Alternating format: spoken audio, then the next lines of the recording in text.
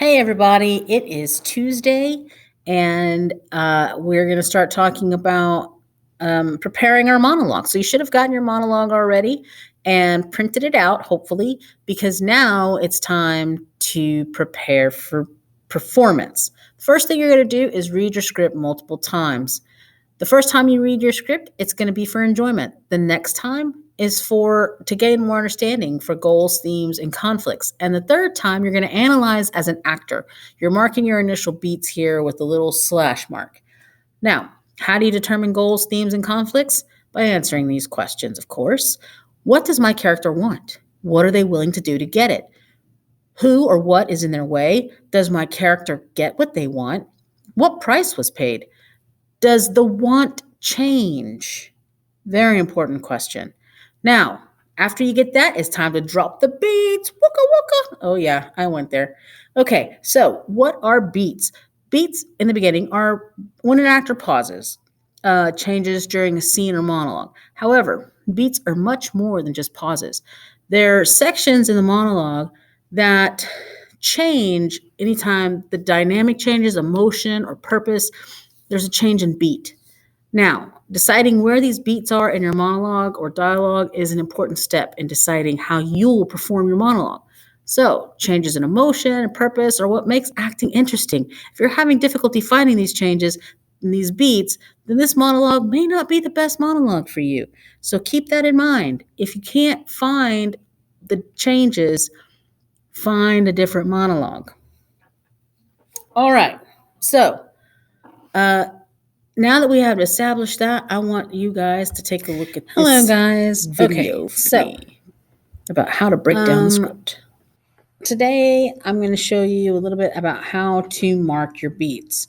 So, as you saw, when we were looking at the PowerPoint, a beat is not just a pause. It's any time that there is a change in entrances and exits, or thought, or tactic, something along those lines. Anytime you see that, you have a beat. So when you're looking at your monologue, this is what you want to do.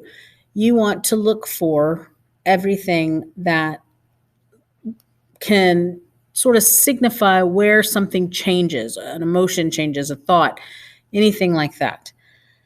So, when we start to mark our script, the first thing we're going to do is we're going to mark where we start our monologue and where we end our monologue. This is going to give us a place to start and a place to finish. Think of your script as a GPS, right? And your beats and all of your markings on it are directions to get from start to end. And there are many ways you can get places, right? When you're looking at your GPS, it'll give you alternate routes and tell you how long it'll take to get there. It's the same with your script. I'm old school, so I have to say that my script is a roadmap to where I'm going with my monologue. So, a lot of what I do here is really going to be my choice based on my acting preferences. So let's look at this monologue. This is a monologue from Brighton Beach Memoirs. It is a character named Blanche, and she's talking to her daughter. Now, her daughter wants to go off and join this theater company and be an actress and dancer on Broadway. And a director came up to her and asked her to do it, and she wants to go and do it. But her mom basically puts the decision on her uncle, and instead of making the decision herself. So her daughter is upset with her and just kind of lashes out at her about everything, about not being able to make the decision herself, and her sister caring more about her sister than her, and because her sister is sick. So the daughter just comes out with it, just really lays it on. right before this. So this is Blanche's response. Needless to say, when you see here, hesitates trying to recover. This is suggested, this is what the actual original actor or actress did. And so they put it in the script. You don't have to do it this way. This was their choice on how they did it. Hesitates trying to recover. So, the first line, and you'll see these ... dots. This is an automatic beat. Okay. This is an automatic beat because, and it's a long beat because you see the little dots there. All right. So there's definitely a hesitation there. So that's a beat. And then she starts in, I'm not going to let you hurt me, Nora. And I think she would have a beat there because her first line, I'm not going to let you hurt me, Nora. That's almost timid, almost as if she is finding her voice. And I'm not going to let you tell me that I don't love you or that I haven't tried to give you as much as I gave Laurie. God knows I'm not perfect as much because enough angry people in this house told me so tonight. All right. So all of these pauses, all of these ... dots are automatic pauses. So we can go ahead just by looking at this script. I don't even have to read it. I know there's a pause there. I know there's a beat. So I'm going to mark it with my little beat. Okay, so I'm not going to let you hurt me, Nora. I'm not going to let you tell me that I don't love you. I feel a beat there. I feel like this is a change of not necessarily a thought, but she's thinking of something. I'm not going to let you hurt me, Nora. I'm not going to let you tell me that I don't love you.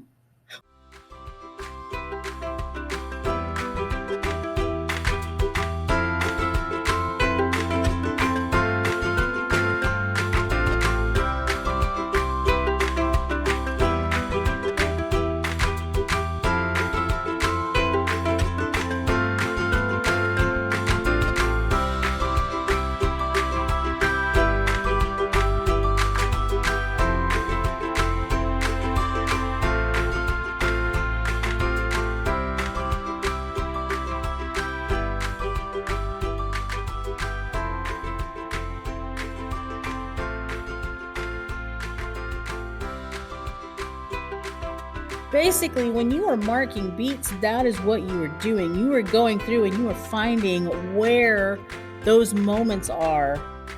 And it sounds like pauses, but they're moments. They're moments of intent, tactic, thought,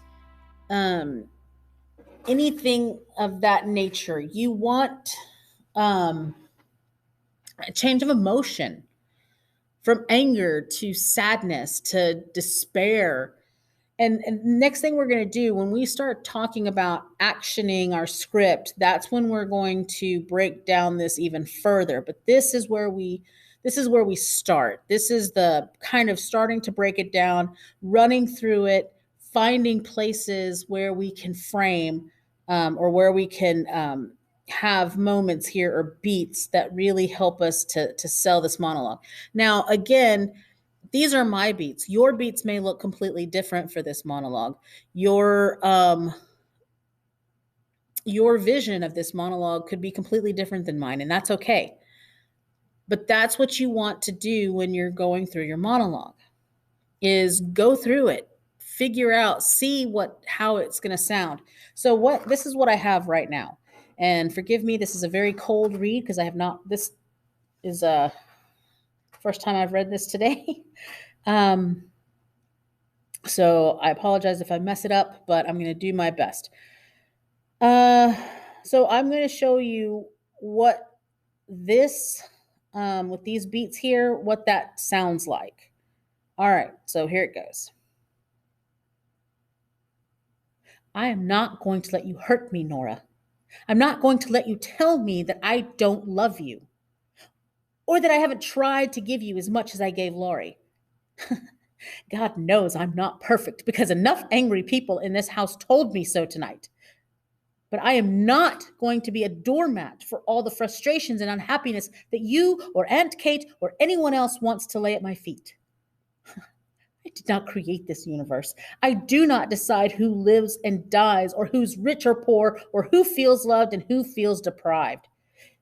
If you feel cheated that Laurie gets more than you, then I feel cheated that I had a husband who died at 36. And if you keep on feeling that way, you'll end up like me, with something much worse than loneliness or helplessness. And that's self-pity. Believe me, there is no leg that's twisted or bent that is more crippling than a human being who thrives on his own misfortunes. I am sorry, Nora, that you feel unloved, and I will do everything I can to change it. Except apologize for it. I am tired of apologizing. After a while, it becomes your life's work, and it doesn't bring any money into this house. If it's taken your pain and Aunt Kate's anger to get me to start living again, then God will give me the strength to make it up to you. But I will not go back to being that frightened, helpless woman that I created. I've already buried someone I love. Now it's time to bury someone I hate. All right. And scene. I think that's a thing there. Okay, so that's kind of what that sounds like. Now, when we go through, and that was my first initial reading of that. I may change something later. I may change the way I deliver it. When I start breaking it down even further, I may find different ways, and that's okay. It's okay to change it. That's one of the beauties of acting, is that you reinvent characters. You find things, little things that you maybe not have seen the day before, or maybe you tried it and it sounded good, and so you're like, oh, I like the way I said that. Yeah, that changes the intent. So that's one of the cool things of acting. So that's why we always work in pencil. Please do not do this in pen when you start marking your script, because it can change. I don't know if you noticed, but a couple of times I kind of changed things or added things. So it can change. It will change. Don't be afraid to change it. You don't have to have it the same all the time. Okay, so that's how you mark your beats, ladies and gentlemen. Hopefully that helped you to kind of understand what you're going to be doing. So now it's time for you to go do your script.